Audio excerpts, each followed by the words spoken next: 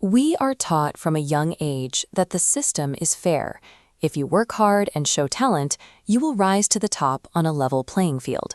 Meritocracy serves as the ultimate moral justification for inequality. Educator Jiang Xueqin argues that this systemic ideal, incubated in elite Western institutions, dictates the internal logic of superpowers like the US and China.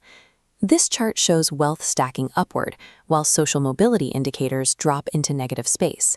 For the students trapped inside this data, the system replaces actual learning with a hyper-competitive race for credentials, fueling a mental health crisis.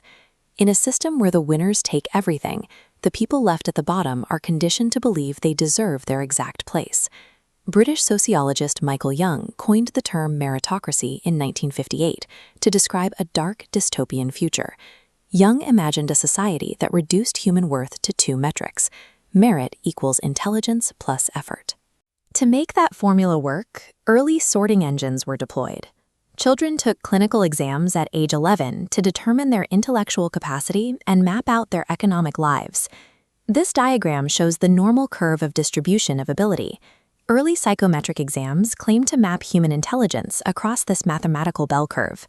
By dividing it into shaded bands, administrators partition the population into workers and managers, strict categories defined by intellectual merit.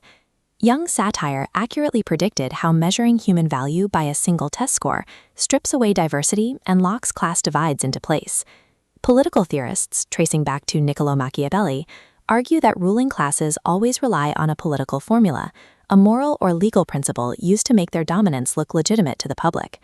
Meritocracy is a successful political formula. It pacifies the working class by selling a myth of social mobility, masking the fact that the odds are stacked against them.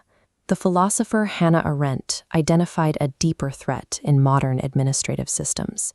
She argued that bureaucracies force humans into endless, thoughtless cycles of performance. Arendt coined the banality of evil, while observing Adolf Eichmann. He was a terrifyingly ordinary bureaucrat who helped orchestrate atrocities through blind adherence to administrative quotas and a failure to consider the consequences. That same thoughtlessness applies to the modern banality of merit.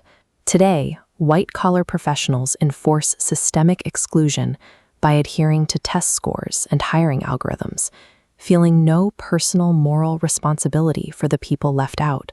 The hidden machinery of meritocracy strips away our capacity for human solidarity.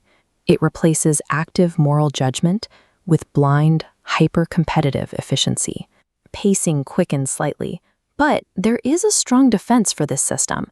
Without a way to sort by competence, complex societies risk collapsing into short-term populism.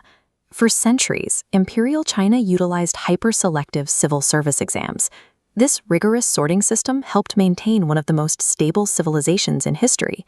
The core defense is straightforward. A hierarchy built on objective competence and virtue offers a safer, more effective alternative to inherited wealth or tribal mob rule. This raises a crucial question. Are the philosophical attacks on meritocracy actually a defense of mediocrity that would leave modern democracies unmanageable? Political philosopher Michael Sandel points to a toxic psychological byproduct of this system: meritocracy hubris. This is the belief among the elite that their success is entirely self-made. When people believe their wealth is a direct reflection of their personal virtue, they lose empathy. Those left behind are viewed not as unlucky, but as morally inferior. This belief masks the reality of a globalized economy. Elite educational credentials frequently serve to disguise inherited wealth as inherent talent, creating an untouchable class of modern princelings. In his 1958 satire, Michael Young laid out a timeline for this pressure cooker. He predicted that the weight placed on the lower classes would spark a violent populist revolution, exactly in the year 2033. When a society becomes legally unequal, it strips citizens of their dignity and their solidarity.